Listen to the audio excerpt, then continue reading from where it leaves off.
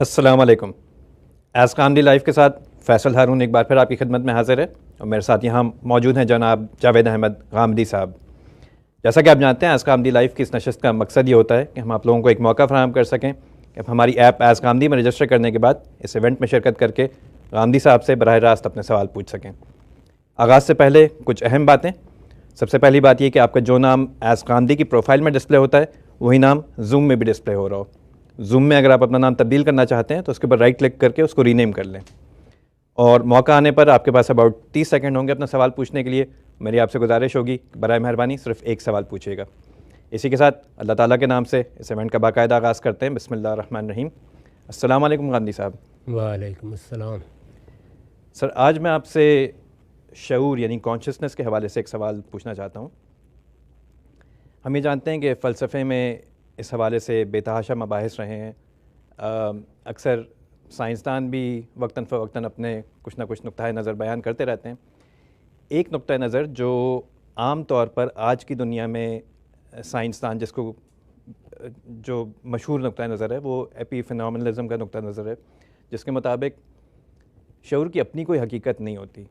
وہ برین کے سٹیٹ سے ایک فینومینا وجود میں آ جاتا ہے جو کہ برین پر یا انسان کے اعمال پر اثر انداز بھی نہیں ہو سکتا۔ بالکل ایسے ہی جیسے ایک ریل گاڑی جب چلتی ہے تو اس میں سے کچھ دھواں اٹھتا ہے، دھوئیں کی اپنی کوئی حیثیت نہیں ہوتی، اور نہ ہی وہ دھواں جو ہے ریل گاڑی کے چلنے پر اثر انداز ہوتا ہے۔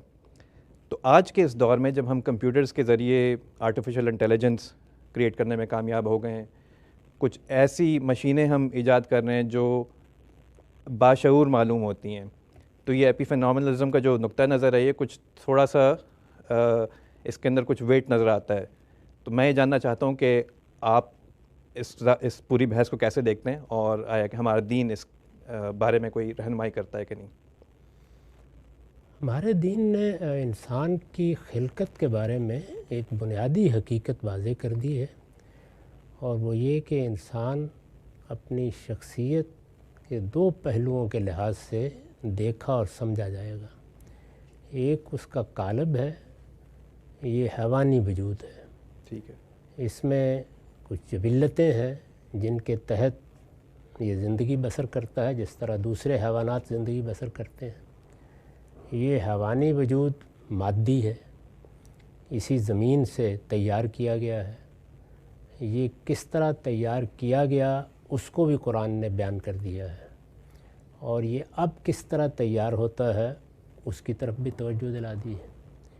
لیکن اس کے ساتھ یہ خبر دی ہے کہ تمہاری شعوری شخصیت تمہارا نفس ہے۔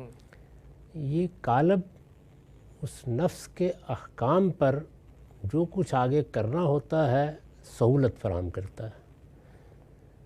چنانچہ وہ نفس کہاں سے آیا ہے اس کا ماخذ بھی بتا دیا ہے، اور یہ کہا ہے کہ جب ہم قالب تیار کر لیتے ہیں، یعنی مادی قالب، حیوانی قالب تیار کر لیتے ہیں، تو پھر ہم اس میں ایک پھونکتے ہیں، اور اس کے نتیجے میں وہ ایک نہ صرف یہ کہ زندہ وجود بنتا ہے بلکہ ایک باشعور ہستی منتقل ہو جاتی ہے۔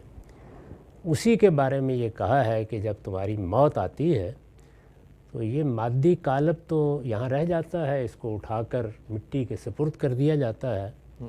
وہ نفس ہمارے فرشتے نکال لے جاتے ہیں، وہ ابدی ہو چکا ہے، یعنی اس پر اب کوئی موت نہیں طاری ہوگی۔ تو یہ ساری حقیقت واضح کر دی۔ اس طرح پورے فلسفے کی تاریخ پر جہاں یہ بحث کی جا رہی تھی کہ کیا اصل باطلہ ہے جس میں شعور پیدا ہو جاتا ہے، یا اصل شعور ہے جو مادی قالب اختیار کر لیتا ہے، قرآن نے اپنا زاویہ نظر بیان کر دیا ہے، یعنی بتا دیا ہے کہ نہیں، یہ دو الگ الگ دنیاؤں کی چیزیں ہیں۔ یعنی یہاں مادی عمل سے حیات پیدا ہو جاتی ہے، لیکن شعوری شخصیت آسمان سے آتی ہے۔ تو یہ بات واضح کر دی گئی ہے۔ اب جب یہ بات واضح ہو جاتی ہے تو ظاہر ہے کہ یہ خبر ہمیں اللہ تعالیٰ کی طرف سے دی گئی ہے۔ اس خبر کو ہم استدلال کی روشنی میں دیکھیں گے، سمجھیں گے۔ باقی رہ گئی یہ بات کہ وہ نفس کام کیسے کرتا ہے، تو اسی طرح کام کرتا ہے جس کی اچھی مثال آپ نے دے دی ہے کہ آپ ایک خودکار چیز پیدا کر دیتے ہیں، جیسے آپ کا کمپیوٹر ہے، وہ ہو گئی ہے پیدا، لیکن اس میں آپ نے وہ علم ودیت کیا ہے جس کو اب وہ پروسیس کر کے آپ کے سامنے اس طرح پیش کر سکتا ہے کہ آپ بھی حیران رہ جائیں. تو یہ بالکل اسی طرح کا عمل ہے اور ایک ہی طریقے کے مطابق ہو رہا ہے. لیکن یہ کہ جو کچھ آپ نے بنایا ہے اس میں بھی وہ دونوں چیزیں موجود ہیں. اس کے پیچھے ایک علیم و حکیم خالق ہے، وہ آپ ہیں، آپ نے تخلیق کیا ہے. اور دوسرے یہ کہ اس علم کے تمام مواد اس نے کہیں سے نہیں لیے، وہ آپ نے دیے اس کو. جی پہلے اس کے سپرد کر دیے ہیں، اب وہ ایک خودکار چیز ہے، یہاں تک کہ آپ بھی اس کو دیکھ کر حیران ہو کے پوچھتے ہیں کہ یہ تم نے کیا کر ڈالا ہے. تو میرے خیال میں خود اللہ تعالیٰ نے انسان کے تخلیقی عمل کے ذریعے سے ایسی غیر معمولی چیزیں ایجاد کرا کے یہ بتا دیا ہے کہ ہم کیسے کام کر رہے ہیں. واہ، یہ بہت ہی اچھا نقطہ آپ نے اٹھایا اور بہت اچھی طریقے سے آپ نے بات کو واضح کیا. آگے ہم سوالات کی جانب بڑھتے ہیں. سب سے پہلا سوال ہم لیتے ہیں نور خان کا. نور خان، اب اپنا سوال پوچھ لیجئے.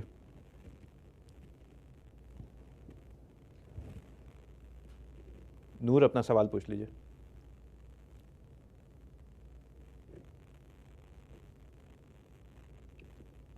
آپ کی آواز نہیں آ رہی نور خان. آپ کا مائکرو فون ان میوٹ ہے مگر آپ کی آواز نہیں آ رہی. آگے بڑھتے ہیں، ہم اگلا سوال لیتے ہیں اکرما کا. اکرما، آپ اپنا سوال پوچھ لیجئے.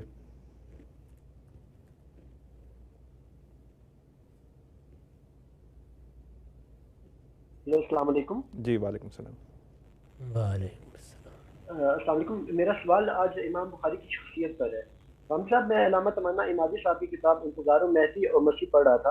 اس کے اندر وہ امام بخاری کی ایک حدیث پر بات کر رہے تھے جس کی سند میں حدثنا اسحاق اخبرنا یعقوب ہے. وہ کہتے ہیں کہ یہاں کون سا اسحاق مراد ہے، لیکن شارحین کو پڑھا جائے تو وہ کہتے ہیں کہ یہاں پہ اسحاق بن ابراہیم مراد ہے. لیکن کم از کم ایسے 7 اسحاق بن ابراہیم موجود ہیں جن سے امام بخاری روایت کرتے ہیں. آپ سوال کیجئے، میں اس ساری بحث سے واقف ہوں. جی سوال کر آپ لیجئے. سوال کر لیجئے، میں اس ساری بحث سے واقف ہوں.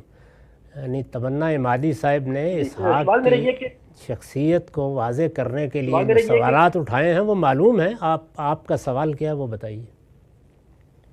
جی، سوال میرا یہ ہے کہ کیا اس سے امام بخاری کی فقاہت اور ان کی کریڈیبلٹی پر کیا سوال نہیں کھڑا ہوتا؟ وہ سوال تو انہوں نے پیدا کر دیا ہے، اب اس کا جواب اہل علم دیتے رہے ہیں. آپ بھی تلاش کیجئے، دیکھیے کہ اس کے جواب میں لوگ کیا کہتے ہیں. میں ایک اصولی بات عرض کر دیتا ہوں، اور وہ یہ ہے کہ ہمارے اس علم میں بعض چیزوں پر عمومی اعتماد کیا جاتا ہے. یعنی ایک شخص کے بارے میں جب آپ کا ایک عمومی اعتماد پیدا ہو جاتا ہے کہ وہ اگر کوئی لفظ استعمال کر رہا ہے تو اس میں کوئی دھوکہ نہیں دے رہا ہمیں، یہ چیز حسن ظن پیدا کرتی ہے. اب آپ اسحاق بن ابراہیمی کی طرف جائیں گے، لیکن اگر اسی چیز کو بدظنی کے نقطہ نظر سے دیکھا جائے، جیسے کہ تمنا امادی صاحب نے سوال اٹھا دیا ہے کہ کہیں ایسا تو نہیں کہ کسی مجروح شخص کو چھپانا مقصود ہے اس لیے پورا تعارف کرائے بغیر ایک لفظ اسحاق استعمال کر دیا ہے. اب اسحاق کا لفظ استعمال کیا جائے تو اگر ہم دنیا کی تاریخ میں کھڑے ہوں تو ابراہیم علیہ السلام کے بیٹے سے لے کر آج کے زمانے کے اسحاق ترخان تک سب نگاہ میں آ جائیں گے. تو یہ زاویہ نظر کا پہلو ہے. اس علم میں بھی اعتماد کے بعض ایسے اصول قائم کیے گئے ہیں جن کو اگر آپ نہ مانیں تو پھر یہ سوالات پیدا ہو جاتے ہیں. اسی طرح کے مباحث آپ کو امام زہری کی شخصیت کے بارے میں مل جائیں گے. وہاں بھی یہی ہے کہ اگر آپ زاویہ نظر حسن ظن کا رکھتے ہیں تو پھر آپ یہ کہیں گے کہ انہوں نے اگر فلاں آدمی کا نام نہیں بیان کیا یا درمیان میں ایک واسطہ حذف کر کے بیان کر دیا ہے یا اپنا جملہ درمیان میں داخل کر دیا ہے اور وہاں کوئی علامت نہیں قائم کی کہ یہ میرا جملہ ہے، یہ رسول اللہ کا جملہ نہیں ہے، تو حسن ظن رکھنا چاہیے. ایک پہلو یہ ہے. اور دوسرا پہلو یہ ہے کہ آدمی یہ کہے کہ کوئی نیت کی خرابی ہے جس لیے یہ کام کیا جا رہا ہے. اسی لیے آپ نے پڑھا ہوگا اس علم میں کہ تدلیس وہ بھی ہوتی ہے جو قابل اعتراض نہیں ہے، اور وہ بھی ہوتی ہے کہ جو آخری درجے کا جرم بن جاتی ہے. تو یہ حسن ظن اور حسن ظن نہ رکھنے کے درمیان میں ایک دوراہ ہے، اس پر علم بعض اوقات کھڑا ہوتا ہے، تو تحقیق کریں، اس کی بڑی اچھی بات ہے۔ دیکھیں کہ اس کے جواب میں جو لوگ ان کا دفاع کرنا چاہتے ہیں انہوں نے کیا کچھ کہا ہے۔ ٹھیک ہے سر، بہت شکریہ۔ آگے بڑھتے ہیں، اگلا سوال ہم لیتے ہیں محمد علی سومرو کا۔ سومرو صاحب اپنا سوال پوچھ لیجیے۔ ہلو، السلام علیکم۔ وعلیکم السلام۔ ہلو غامدی صاحب، جیسے دین پر چلنا اور رہنا تو صرف اللہ کی رضا کے ہدف کے ساتھ ہونا چاہیے، اور اگر وہ کسی اور دنیاوی ہدف کی وجہ سے جیسے لوگوں یا اقتدار کی وجہ سے ہو تو ریا کسی چیز ہوگی، لیکن کافی ایسے دین پر چلنے کی وجہ سے ایسے دنیاوی فوائد ہمیں لوگوں کی طرف سے از خود ایسے میسر ہو جاتے ہیں۔ جیسے مثال کے طور پہ نکاح کا معاملہ ہے، ایک انسان جو متقی اور پرہیزگار ہے اس کے پاس ایک اچھی عورت کا رشتہ آتا ہے، تو اس سے یہ معلوم ہے کہ اس رشتہ آنے کی 10 وجوہات میں سے ایک تو ڈاکٹر اچھا تھا، خاندانی تھا بندہ، اس کے علاوہ ایک وجہ یہ بھی تھی کہ وہ متقی تھا، اللہ کی ذمہ داریوں کو پورا کرنے والا اور اس کے حدود کی پاسداری کرنے والا تھا، اس وجہ سے بھی آیا ہے۔ تو کیا اسے اس رشتے کو قبول کر کے آگے اس چیز سے فائدہ اٹھانا چاہیے جو دنیاوی فائدہ بھی ہے؟ اور مطلب وہی انسان اگر اس وجہ سے دین پر اچھا عمل کرے کہ مجھے وہ عورت کا رشتہ مل جائے تو وہ تو ایک ریا کسی چیز بن جاتی ہے، لیکن اس نے کیا ہی اللہ کے لیے، اللہ کے ہدف کے ٹھیک لیے، ہے جی، کہ بعد میں جا کے اسے ایک رشتہ آ واضح گیا ہو اس گئی وجہ بات، سے، واضح تو ہو گئی کیا بات۔ اس سے اس فائدہ اٹھانا چاہیے؟ ضرور فائدہ اٹھانا چاہیے۔ اگر کسی انسان نے نیکی اختیار کی ہے، اس نے اپنے آپ کو پاکیزہ بنایا ہے، تو دنیا میں بھی اس کے فوائد حاصل ہوں گے، آخرت میں بھی ہوں گے۔ انسان فوائد سے اپنے آپ کو بالاتر کیسے کر سکتا ہے؟ خود ہمارا پروردگار اپنے بے نظیر بندوں کی تعریف میں یہ کہتا ہے کہ وہ خوفم و طمع پکارتے ہیں اپنے رب کو، تو اس لیے فوائد یا جزا یہ انسان کی فطرت کا تقاضا ہے، اس میں کوئی حرج کی بات نہیں۔ اسی لیے تو یہ دعا سکھائی گئی ہے کہ ربنا آتنا فی الدنیا حسنہ و فی الآخرۃ حسنہ، تو دنیا میں بھی اگر کوئی فائدہ پہنچتا ہے تو اللہ کا شکر ادا کریں، اور آخرت میں بھی اللہ سے توقع رکھیں کہ وہ اس کا اجر عطا کرے گا۔ یہ صوفیانہ مزاج ہے جس میں دنیا کو کہیں غارت کرنا پڑتا ہے، ہمارے دین میں تو دونوں ساتھ ساتھ کھڑی ہیں، بلکہ دنیا ہی وہ مزرعہ ہے جس کی کھیتی آگے کاٹی جانی ہے۔ ٹھیک ہے سر، بہت شکریہ۔ اگلا سوال لینے سے پہلے میں آپ لوگوں کو ریمائنڈ کرا دوں کہ آپ میں سے اکثر کافی سارے لوگ ایسے ہیں جن کا نام جو ہے وہ ایز کامدی کی پروفائل میں الگ ہے اور زوم میں الگ ہے، تو اگر آپ اس کو تبدیل کرنا چاہتے ہیں تو اس کو تبدیل کر لیں، کیونکہ ادروائز میں آپ کا سوال نہیں لے سکتا۔ اگلا سوال ہم لیتے ہیں محمد عتیق کا۔ عتیق صاحب اپنا سوال پوچھ لیجئے۔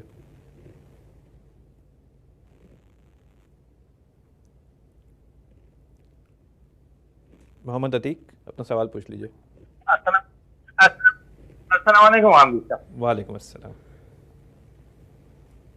عامر صاحب، ایک کھانے پینے سے ریلیٹڈ ایک حدیث شریف ہے کہ الحلال بین والحرام بین بینہما مشتبہات، کہ مشتبہ چیزوں میں محتاط رویہ اپنانا صحیح طرز عمل ہے اللہ کی نافرمانی سے بچنے کے لیے۔ تو اس اصول کا اطلاق باقی چیزوں پر بھی ہوگا یا صرف کھانے پینے تک محدود ہوگا؟ جیسے سنت کے تعین میں اگر کوئی چیز گرے ایریا میں ہو تو اس اصول کا اطلاق اس پہ ہوگا کہ نہیں؟ جزاک اللہ۔ بہت شکریہ۔ یہ واضح کر دیا گیا ہے کہ یہ حلال حرام کے معاملے میں ہے۔ حرام چونکہ اللہ کا حکم ہے اور فرض کے مقابل میں، یعنی جس طرح سے بعض چیزیں ہم پر لازم کی گئی ہیں جن کو ہم فرائض کہتے ہیں، ان میں کوتاہی نہیں ہونی چاہیے۔ وہ چیزیں جو فرائض کے درجے میں نہیں ہیں، مستحبات ہیں، مندوبات ہیں، ان میں اجر کی توقع رکھنی چاہیے، ان کے لیے بھی جستجو کرنی چاہیے، اپنے آپ کو تیار بھی رکھنا چاہیے۔ لیکن کوتاہی ہو گئی یا غلطی ہو گئی تو اللہ تعالیٰ سے معافی کی توقع کی جا سکتی ہے۔ یہی معاملہ یہاں بھی ہوگا کہ اگر کوئی چیزیں مکروہات کی نوعیت کی ہیں یا ایسے دائروں سے متعلق ہیں جہاں فرائض، واجبات یا حرمت کا سوال نہیں پیدا ہوتا، تو جس طرح قرآن مجید میں یہ خوشخبری دی گئی ہے کہ اگر تم بڑے بڑے جرائم سے بچتے رہو گے، یجتنبون کبائر الاثم والفواحش، تو چھوٹی چھوٹی کوتاہیاں جن کو سیئات کہا ہے قرآن نے، وہ ہم ویسے ہی معاف کر دیتے ہیں۔ تو اللہ تعالیٰ بڑا رحیم و کریم ہے، اس وجہ سے اس معاملے کو حرمتوں تک محدود رکھنا چاہیے۔ حرمتیں ہمارے دین میں دو طرح کی ہیں، ایک وہ جو کھانے پینے میں ہے، خور و نوش میں، دوسرے وہ جو اخلاق میں ہے۔ تو دونوں طرح کی حرمتوں میں یہ موقع پیدا ہو جاتا ہے کہ ایک معاملہ بالکل جائز، اس میں کوئی شبہ نہیں ہوتا، ہم اس پر مطمئن ہوتے ہیں، ہماری فطرت اسی بات کا فتویٰ دیتی ہے، عقل اسی کو مانتی ہے، انسانوں کا عمومی مطالعہ استقراء کے بعد اسی پر اپنی گواہی ثبت کرتا ہے، اللہ کے پیغمبر بھی وہی بات کہہ رہے ہوتے ہیں، تو حلال بالکل واضح ہوتا ہے۔ اس کے مقابل میں حرمت بعض اوقات بالکل واضح ہوتی ہے، اس میں کوئی شبہ نہیں ہوتا، اس کو اللہ نے بیان کر دیا، اللہ کے رسولوں نے بیان کر دیا، انسانی فطرت نے اس کی گواہی دے دی۔ وہ خور و نوش میں بھی ہو سکتی ہے اور وہ اخلاقیات میں بھی ہو سکتی ہے۔ تو ان چیزوں کے معاملے میں تو کوئی شبہ باقی نہیں رہتا، لیکن دونوں ہی جگہ یعنی اخلاقی حرمتوں میں بھی اور خور و نوش کی حرمتوں میں بھی بعض، جس کو آپ نے گرے ایریا کہا ہے، درمیان کی بعض جگہیں آ جاتی ہیں، جس کو قرآن مجید نے بھی ملحوظ رکھا ہے اور رسول اللہ صلی اللہ علیہ وسلم نے بھی اس حدیث میں اسی کا ذکر کیا ہے کہ بینہما مشتبہات، یعنی دونوں چیزیں واضح ہیں، سیاہ سفید بالکل واضح ہے، لیکن کچھ درمیان میں ایسی جگہ ہے کہ جہاں سیاہی کا بھی گمان ہوتا ہے اور سفیدی کا بھی گمان ہوتا ہے، اسی کو ہم گرے ایریا کہتے ہیں۔ اس میں رسول اللہ نے فرمایا کہ اگر یہ گرے ایریا یا یہ سفیدی اور سیاہی کا باہمی تعلق حرمتوں کے باب میں ہو تو وہاں حرمت کے پہلو کو یا احتیاط کے پہلو کو ترجیح دینی چاہیے، یہ بات ہے بیان کی گئی۔ باقی جگہوں پر آپ اس کو نہیں لے جا سکتے، یہ حرمتوں ہی کے بارے میں ہے، اور جس طرح کہ میں نے عرض کیا حرمتیں خور و نوش میں بھی ہیں اور اخلاق میں بھی ہیں۔ ٹھیک ہے سر، بہت شکریہ، بات واضح ہوئی۔ آگے بڑھتے ہیں، اگلا سوال ہم لیتے ہیں نادیہ کا۔ نادیہ اپنا سوال پوچھ لیجئے۔ جی السلام علیکم، آواز آ رہی ہے آپ کو؟ وعلیکم جی جی السلام۔ آ رہی ہے آواز۔ اچھا، یہ میرا سوال یہ ہے کہ غامدی صاحب کا 23 اعتراضات والی سیریز عقلی طور پر بہت قائل کرنے والی تھی، بیکاز اس میں بہت زیادہ قرآن اور سنت اور احادیث کی دلیل سامنے تھی، لیکن آپ کا ایک ہفتہ وار پروگرام 14 ستمبر 2022 کی نشست تھی جو ہم جنس پرستی کے بارے میں ہے، اس میں آپ کا ڈیڈکشن اور انفرنس زیادہ تر سورہ مومنون اور سورہ معارج کی بیسس پر دکھتا تھا۔ پھر اس کے بعد جو نیریٹو تھا وہ زیادہ تر ایز پر مائی اوپینین آپ کا ذاتی پرسپیکٹیو لگ رہا تھا۔ اس کے مقابلے میں مسلمس فار پروگریسو ویلیوز جو نیو یارک اور کیلیفورنیا اور ادھر یہ ایک انسٹیٹیوشن ہے جو ریویژنسٹ اسکالرس کا پوائنٹ آف ویو دیتے ہیں، اور رضا اسلام، تو یہ سوال پوچھ لیجئے، اپنا سوال آپ پوچھ لیجئے۔ اچھا جی، سورہ عنکبوت اور سورہ عاشورہ کی بیسس پر بھی اپنا پرسپیکٹیو پیش کرتے ہیں اور وہ بھی بہت قائل کرنے والی ہوتی ہے۔ تو میرا سوال یہ ہے کہ غامدی صاحب آپ اس موضوع پر اور تدبر کریں گے یا بس یہ دو مختلف پرسپیکٹیوز کے بیچ میں ہم سوچتے رہیں گے؟ ٹھیک ہے جی، بہت شکریہ۔ میں تو تدبر کرنے سے نہیں رکتا، اپنی ہر رائے کا ہر وقت جائزہ لیتا رہتا ہوں، کوئی نیا پہلو سامنے آ جائے تو اس کا طالب علمانہ طریقے سے مطالعہ کرتا ہوں، اس لیے میرے ہاں کوئی دروازہ بند نہیں ہوتا۔ اگر کوئی قوی استدلال سامنے آئے گا تو میں ضرور اس پر غور کروں گا اور ہر وقت غور کے لیے تیار ہوتا ہوں، لیکن عام نشستوں میں یہ ممکن نہیں ہوتا کہ اس طرح گفتگو کی جائے جس طرح 23 اعتراضات کی سیریز میں ہو رہی ہے۔ وہاں آپ جانتے ہیں کہ وہ بات جو عام گفتگوؤں میں یا سوالوں کے جواب میں 2 3 10 20 جملوں میں ادا ہو جاتی ہے، وہ وہاں پر بعض اوقات 17 اور 20 قسطوں پہ پھیل جاتی ہے۔ تو اس لیے اگر یہ موضوع بھی کسی وقت یہ تقاضا کرے گا کہ اس کا اسی طرح سے جائزہ لیا جائے تو ضرور لیں گے، لیکن ابھی میرے سامنے کوئی ایسا استدلال آیا نہیں۔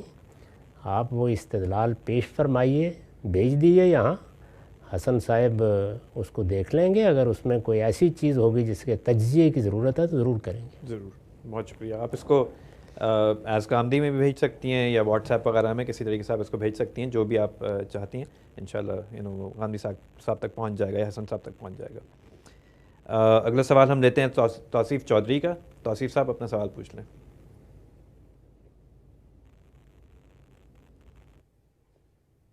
توصیف چودھری اپنا سوال پوچھ لیجیے.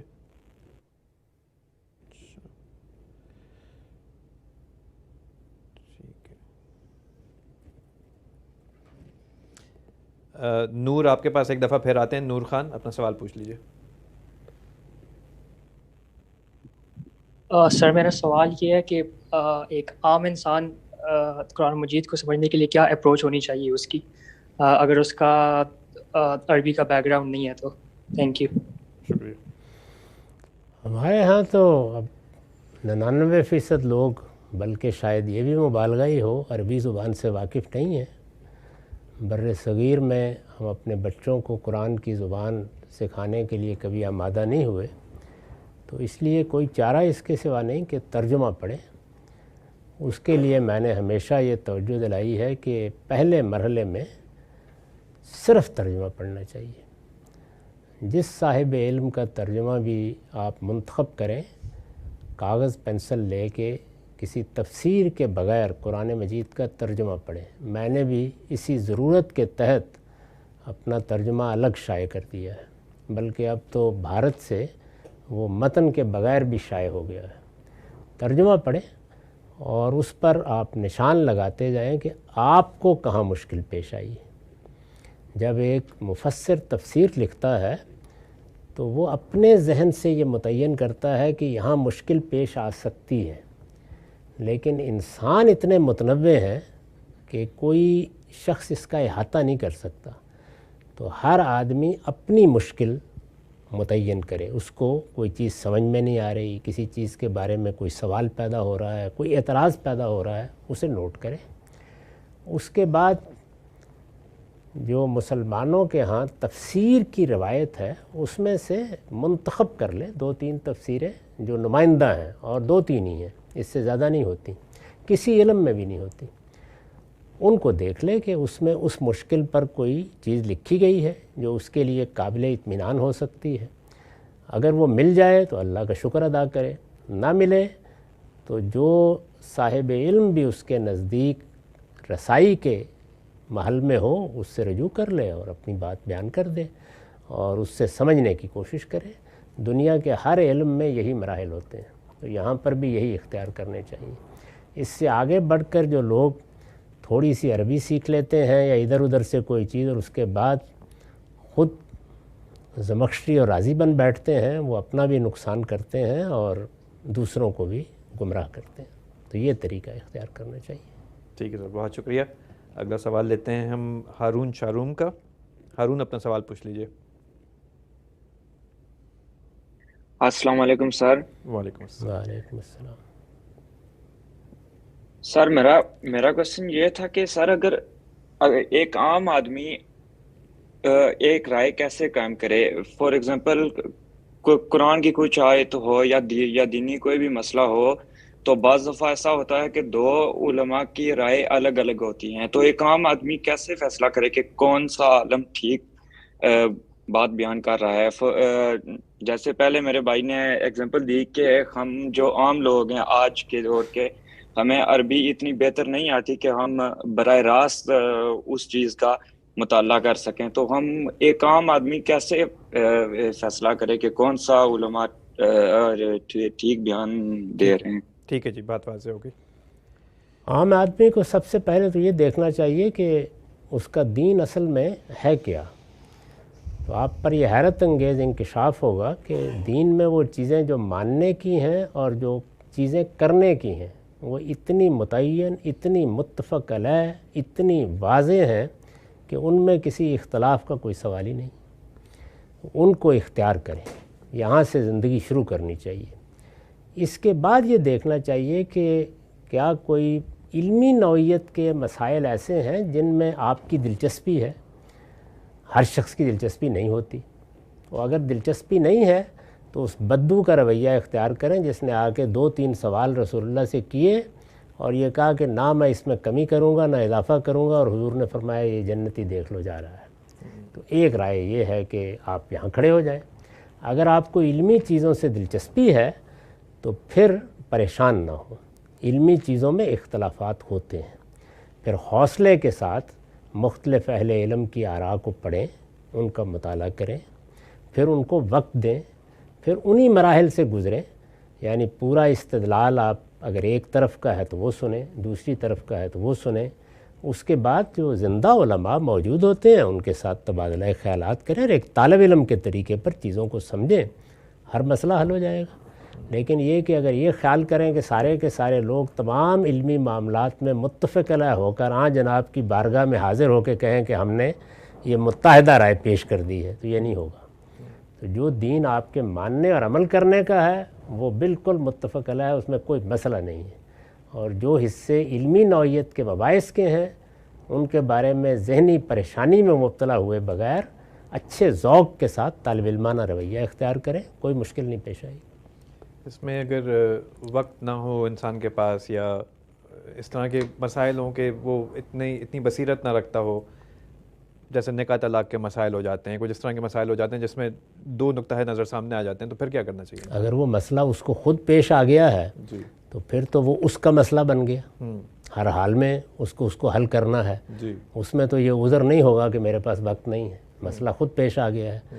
دوسروں کو پیش آ رہا ہے تو اس سے ہمیں نمٹنے دیں، ٹھیک ہے، آپ اپنے آپ کو زحمت نہ دیں. ٹھیک ہے، اس لیے کہ جو مسئلہ آپ کا ہے وہ زیر بحث آنا چاہیے نا. ٹھیک ہے. تو ہم اصل میں دنیا جہان کے مسائل میں دلچسپی لیتے ہیں، اور جس وقت کہا جاتا ہے کہ اس مسئلے میں اگر آپ علم حاصل کرنا چاہتے ہیں تو اس کا طریقہ یہ ہے.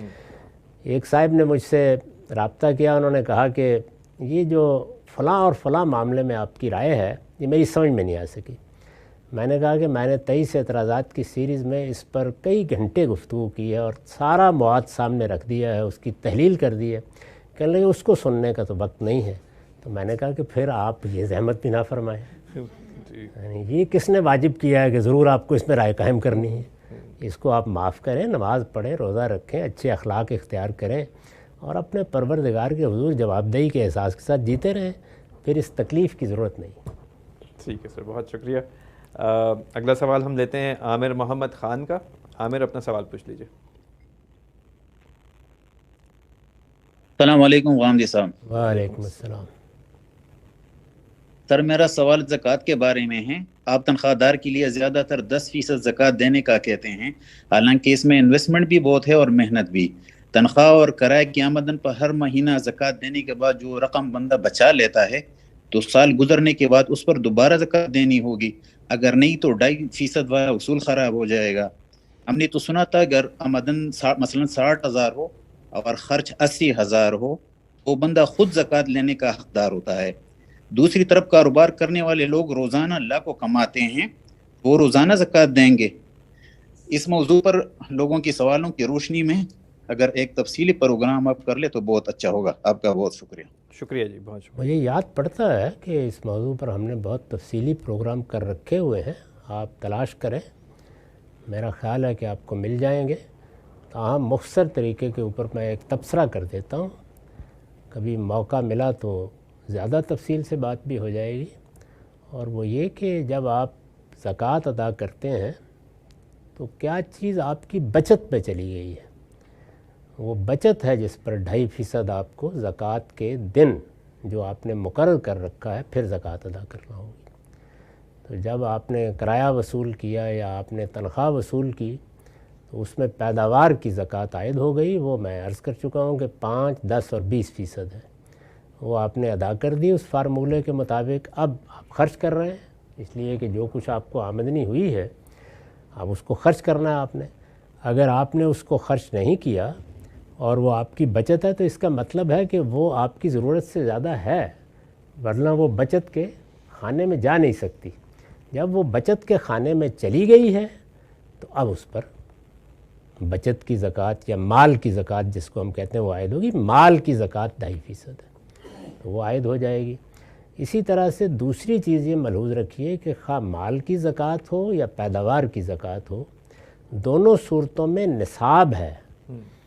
ان میں سے بعض چیزیں جو زمانہ رسالت میں تھیں ان کا نصاب رسول اللہ نے مقرر کر دیا، اور جو نئی چیزیں ہیں ان کا نصاب حکومت بھی مقرر کر سکتی ہے اگر وہ زکوٰۃ لے رہی ہو، اور آپ بھی کوئی نصاب اس کے لیے طے کر سکتے ہیں. میں نے اس میں یہ مشورہ دیا ہے کہ ہماری حکومتیں چونکہ دین سے اس طرح سے متعلق نہیں ہوتی اور وہ اپنی ذمہ داریاں بھی ادا نہیں کر رہی، تو آپ جو حکومتوں نے عام طور پر ایک ایگزمپشن دی ہوتی ہے اسی کو نصاب سمجھ لیں باقی چیزوں میں، تو وہ مستثنا ہے، باقی پر آپ کو زکوٰۃ ادا کرنی چاہیے۔ ٹھیک ہے سر، اس میں یہ بھی بتا دوں کہ گاندھی صاحب نے جیسا کہا کہ انہوں نے اس موضوع کے پر بات پہلے کی ہے، اور ہم نے ایز گاندھی کے اندر ترتیب سے ساری ان کی گفتگویں زکوٰۃ کے حوالے سے ایک فریکوینٹلی آسک کویسچنز FAQ بنایا ہوا ہے، جس میں آپ کو یہ ساری چیزیں مل جائیں گی۔ اگر آپ کو نہ ملیں تو آپ سوال پوسٹ کر دیں یا کسی ماڈریٹر سے رابطہ کر لیں، تو انشاءاللہ ہم آپ کے ساتھ وہ شیئر کر دیں گے۔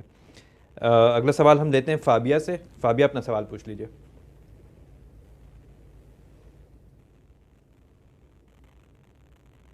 السلام علیکم استاد جی۔ وعلیکم السلام۔ استاد، ہم جب اسٹوڈنٹ آف نالج ہونے کی حیثیت سے مختلف لوگوں کے ساتھ چیزیں شیئر کر رہے ہوتے ہیں، جو بھی ہم اسٹڈی کرتے ہیں ڈسکشن سرکلز میں، تو کچھ ایسے موضوعات ہوتے ہیں جن سے ہماری اپنی جذباتی وابستگی ہوتی ہے، کچھ لائف انسیڈنٹ کے حوالے سے، تو جب ہم ان موضوعات کو ڈسکس کرنے لگتے ہیں تو ایک عام جو اسلوب ہوتا ہے اسٹوڈنٹ آف نالج کا، اس سے ہٹ جاتے ہیں، یعنی ہمارے اسلوب بیان میں ہمارے جذبات بھی شامل ہو جاتے ہیں۔ تو اس حوالے سے رہنمائی کر دیں کہ ہم اپنا اسلوب کیسے پروفیشنل رکھیں، یا بس یہی میرا سوال ہے۔ ٹھیک ہے، شکریہ جی۔ انسان کے اندر جتنی کمزوریاں ہیں ان پر قابو پانے کا ایک ہی طریقہ ہے، اور وہ خود احتسابی ہے۔ یعنی جب بھی آپ سے کوئی چیز جذبات کے زیر اثر سرزد ہو جائے تو کوشش کریں کہ اس دن اپنا محاسبہ کر کے اپنے آپ کو آمادہ کریں کہ آئندہ میں یہ نہیں کروں گا۔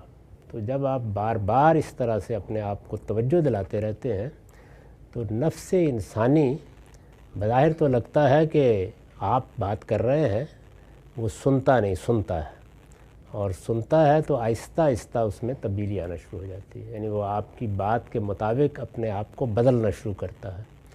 تو جذبات کا معاملہ ہو، یا کسی کو غصہ بہت آ جاتا ہے، یا ایک رد عمل کی نفسیات میں مبتلا ہو جاتا ہے، یہ ساری کمزوریاں ہیں انسان کی۔ تو ان کمزوریوں پر قابو پانے کے لیے بار بار اپنا احتساب کرتے رہیے، انشاءاللہ جلد یا بدیر بہتر ہو جائے گا۔ اور غلطی ہو جائے تو فوراً اپنے مخاطب سے معذرت کر لیں کہ مجھ سے غلطی ہوئی، میں جذبات میں آ کے یہ بات کہہ گیا یا کہہ گئی، آپ مجھے معاف کر دیں۔ اس کو کبھی اپنے لیے کوئی شرم کی بات نہ سمجھیں، عار کی بات نہ سمجھیں۔ یہ آدمی کا شرف ہے کہ وہ غلطی کا اعتراف کرے۔ اللہ تعالیٰ نے اسی پر آدم کو وہ فضیلت دی ہے جس کا ہم اب اپنے ہاں اثر محسوس کرتے ہیں، کہ انہوں نے ابلیس کے طریقے پر زور لگا کے یہ نہیں کہا کہ میں تو اس پر قائم رہوں گا، بلکہ فوراً غلطی کی معافی مانگی۔ تو غلطی تو ہو جاتی ہے، اس پر فوراً اللہ تعالیٰ کی طرف بھی رجوع کرنا چاہیے، اور بندے سے بھی معافی مانگ لینی چاہیے۔ بجائے خود معافی مانگنے اور معذرت کرنے کا عمل ہی نفس کی اصلاح کا ذریعہ بننا شروع ہو جاتا ہے۔ بہت اچھی بات کی سر آپ نے۔ یہ آگے بڑھتے ہیں، ہم اگلا سوال لیتے ہیں اسحاق احمد کا۔ اسحاق اپنا سوال پوچھ لیجیے۔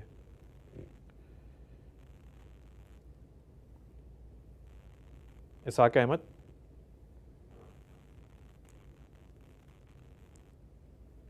السلام علیکم۔ وعلیکم السلام۔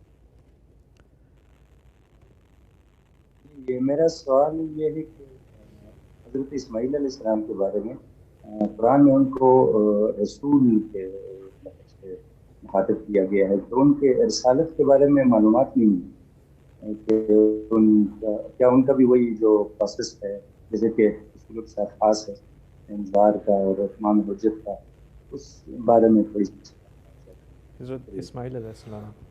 اسماعیل علیہ السلام کے بارے میں قرآن نے واضح کر دیا کہ وہ رسول تھے۔ ان کو جب ابراہیم علیہ السلام نے، ان کے والد گرامی نے وہاں آباد کیا تو وہاں بنی جرہم کے قبائل تھے، وہ ایمان لے آئے ان پر، بلکہ انہی کے ہاں ان کی شادی ہوئی۔ اس کے بعد نہ کسی اتمام حجت کی ضرورت پڑی اور نہ کسی عذاب کا کوئی سوال تھا۔ وہ سب کے سب ان کی اپنی قوم بن گئے، ان پر ایمان لا کے بیت اللہ کی تولیت کی جو ذمہ داریاں دی گئی تھیں ان میں شریک ہو گئے۔ تو اس وجہ سے کوئی وجہ نہیں تھی کہ پھر وہاں کچھ کیا جائے۔ اللہ تعالیٰ نے یہ سارے مراحل تو منکرین کے لیے رکھے، اگر رسول اللہ صلی اللہ علیہ وسلم اپنی دعوت لے کے اٹھتے اور اگلے دن ساری قوم ایمان لے آتی تو پھر کوئی سوال نہیں تھا۔ سیدنا موسیٰ کے ساتھ بھی یہی ہوا، جب انہوں نے فرعون سے الگ ہو کے اپنی قوم کے سامنے دعوت پیش کی تو شروع میں تو قرآن مجید کہتا ہے کہ کچھ نوجوانوں ہی نے قبول کیا، لیکن بتدریج پوری قوم ایمان لے آئی۔ تو اب کسی عذاب یا کسی سزا کا کوئی سوال باقی نہیں رہا۔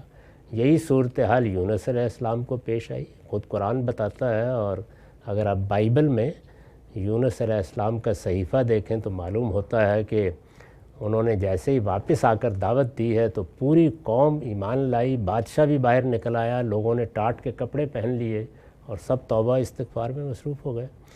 تو یہ سب مراحل وہاں ہوتے ہیں جہاں پر لوگ منکر ہو کے کھڑے ہو جائیں، اور ہر مرحلے کی بھی ضرورت نہیں پڑتی ہر دفعہ۔ آگے بڑھتے ہیں، اگلا سوال ہم لیتے ہیں حسن شارق سے۔ حسن، اپنا سوال پوچھ لیجئے۔ ہلو، السلام علیکم جی صاحب۔ ریسنٹلی ایک ویڈیو میں آپ نے جنت المأویٰ اور جنات کے بارے میں ذکر کیا تھا، تو اس حوالے سے سوال ایک بنتا ہے کہ اگر جنات ابھی تیار نہیں ہے، موجود نہیں ہے، تو حجر اسود اس وقت ہمارے پاس کیسے آیا یہاں پر؟ دوسرا یہ کہ جنت المأویٰ کا آپ نے کہا تھا کہ وہ ایک ٹیمپریری جگہ ہے بلیورز کے لیے، تو اس میں بھی ایک سوال یہ بنتا ہے کہ پھر جب حساب ہوگا آخرت میں تو وہ حساب ایک طرح سے وہ نہیں ہو جائے گا بلیورز کے لیے، ان کو پہلے ہی پتہ ہوگا وہ جنت المأویٰ سے آ رہے ہوں گے؟ تو اس حوالے سے تھوڑا وضاحت فرما دیجیے، شکریہ۔ اس کے لیے کبھی کبھی قرآن بھی پڑھ لینا چاہیے۔ جب ہم دنیا سے رخصت ہوتے ہیں تو جس طریقے سے فرشتے استقبال کرتے ہیں یا مجرموں کو جس طریقے سے باندھتے ہیں، اس کی تصویریں قرآن میں موجود ہیں۔ تو مرنے کے فوراً بعد معلوم ہو جاتا ہے کہ کیا انجام ہونا ہے۔ اس کے لیے جنت میں جانے کی اتنی ضرورت نہیں ہوتی، فوراً پتہ چل جاتا ہے۔ قرآن مجید میں دیکھیے جگہ جگہ بتایا گیا ہے کہ فرشتے اس طرح سے نیکوکاروں کا استقبال کرتے ہیں، اس طرح ان کو خوش آمدید کہتے ہیں، اور وہ لوگ جو مجرم بن کے بیٹھے رہے ان کو وفات دیتے ہیں اور اس طرح دیتے ہیں۔ اس کی تصویریں ہیں قرآن مجید میں۔ تو اس لیے بس موت تک ہی حجاب ہے، اس کے بعد حجاب اٹھ جاتا ہے، پھر سلا دیا جاتا ہے۔ قیامت میں لوگ اٹھیں گے، جس کا حساب کتاب ہونا ہے حساب کتاب ہوگا، اور جن کے لیے اللہ کی نعمتیں جاری رہنی ہیں وہ جاری رہیں گی، جن پر دنیا میں عذاب آیا ان پر دنیا میں بھی آ گیا، معلوم ہو گیا کہ ان کا انجام کیا ہے۔ قرآن نے بتایا ہے مرنے کے بعد بھی وہ اپنا انجام دیکھتے رہیں گے، اور قیامت میں اشد العذاب کے الفاظ آئے ہیں اس کی طرف لوٹا دیے جائیں گے۔ تو اس میں کوئی چیز بھی چھپی ہوئی نہیں ہے۔ اس لیے اگر کچھ وقت اس جنت میں گزارا ہے جہاں پہ نیکوکاروں کی میزبانی ہوتی ہے تو وہ بھی ایسے ہی یاد رہے گا، جب اٹھیں گے تو یاد آ بھی جائے گا، جس طرح سے ابتدا میں فرشتوں نے استقبال کیا تو وہ یاد آ جائے گا۔ تو اس میں کیا استبعاد کی بات ہے؟ ٹھیک ہے سر، بہت شکریہ۔ حجر اسود کے بارے میں بھی غامدی صاحب پہلے کچھ کہہ چکے ہیں، تو وہ اگر آپ ایز غامدی میں پوچھ لیں تو آپ کے ساتھ وہ شیئر کر دیں گے۔ اگلا سوال ہم لیتے ہیں عائشہ خالد کا۔ عائشہ، اپنا سوال پوچھ لیجئے۔ السلام علیکم۔ میرے لیے کافی اعزاز ہے غامدی صاحب سے آج بات کرنا، کیونکہ آج اگر میں نے اپنے دین کو جانا اور اس پر میں قائم ہوں تو وہ بھی غامدی صاحب کی وجہ سے، اللہ آپ کو جزائے خیر دیں۔ تو میرا سوال آپ سے اسی اسلام میں ریکارنیشن کے حوالے سے تھا کہ I am the student of Kabbalah, اور اس میں ہم جوئش سائیکلک ٹائم کے بارے میں سنتے ہیں، اور وہاں پر جو رابائز ہیں وہ اس بات سے ریفیوٹ کرتے ہیں کہ جب کبالسٹ ہپنوسس کے ذریعے آپ کو اپنی پچھلی لائف یا سپر سب کانشیس میں لے کر جا کر آپ کی پچھلی لائف کی ساری باتیں آپ کو یاد کروا دیتے ہیں، تو اگر یہ سائنٹیفکلی پروو ہے تو کیا یہ کہنا ٹھیک ہے سائنٹیفکلی پروو ہے، اور قرآن کا اس کے بارے میں کیا زاویہ ہے؟ ٹھیک ہے جی، بہت شکریہ۔ یہ قبالہ کے یہودی ہوں، ہمارے ہاں کے صوفی ہوں، یا بدھوں کے جوگی سریاسی، اسی طرح ہندوؤں کے، یہ نفسی علوم کے تحت آپ کے باطن کو آپ کے سامنے ممثل کرتے ہیں۔ اس میں نہ آپ پیچھے جاتے ہیں نہ آگے جاتے ہیں، اپنے ہی باطن کی سیر کر رہے ہوتے ہیں۔ اس سے اللہ کی پناہ مانگنی چاہیے۔ مطلب یہ ایک ایسی ایکسپیرینسز ہوتے ہیں جن کی کوئی حقیقت ہم نہیں جانتے۔ اب دواؤں سے بھی کرائے جا سکتے ہیں۔ ٹھیک، اگر کسی کو شوق ہو تو بعض ایسی دوائیں ایجاد ہو گئی ہیں آپ ان دعاؤں کو کھا لیں اور اس کے بعد ایسے ایسے مناظر دیکھیں گے آپ کے کبھی فراموش نہیں ہوں گے. ٹھیک ہے جی، بہت شکریہ. آگے اگلا سوال لیتے ہیں ہم احسن ابراہیم کا. احسن اپنا سوال پوچھ لیں. جی السلام علیکم. میرا سوال ہے کہ ایک ایسا شخص جو کسی مذہب وغیرہ کا قائل نہیں ہے تو وہ اس بات پر کیسے قائل ہو سکتا ہے کہ قرآن واقعی خدا کی کتاب ہے؟ اچھا جی، بہت شکریہ. میرے بھائی یہ تو میں نہیں جانتا کیسے قائل ہو سکتا ہے. ہم وہ دلائل پیش کر سکتے ہیں اور یہی کرنا بھی چاہیے. یعنی قرآن مجید نے وہ تینوں چیزیں نہایت وضاحت سے بیان کر دی ہیں جن پر اگر کوئی شخص سلامتی طبع کے ساتھ غور کرے تو وہ پکار اٹھتا ہے کہ یہ خدائی کی کتاب ہے. تو ہم وہ بیان کر سکتے ہیں، بس اس سے زیادہ ہمارے بس میں نہیں ہے. قائل کر دینا تو اللہ کا کام ہے، وہ ہمارا نہیں. ٹھیک ہے سر، بہت شکریہ. اسی کے ساتھ ایز کامدی لائف کی آج کی اس نشست کا وقت ختم ہوتا ہے. آپ میں سے وہ لوگ جنہوں نے اس ایونٹ کے لیے رجسٹر کیا، آج شرکت بھی کی مگر ان کی باری نہیں آ پائی، انہیں ہم اگلی نشست میں انشاءاللہ پرائرٹی رجسٹریشن کا موقع دیں گے. اسی کے ساتھ آپ سب کا بہت بہت شکریہ. کاملی صاحب آپ کا بہت بہت شکریہ. فیصل ہارون کو اجازت دیجیے. زندگی رہی تو انشاءاللہ پھر ملیں گے. اپنا خیال رکھیے. اللہ حافظ.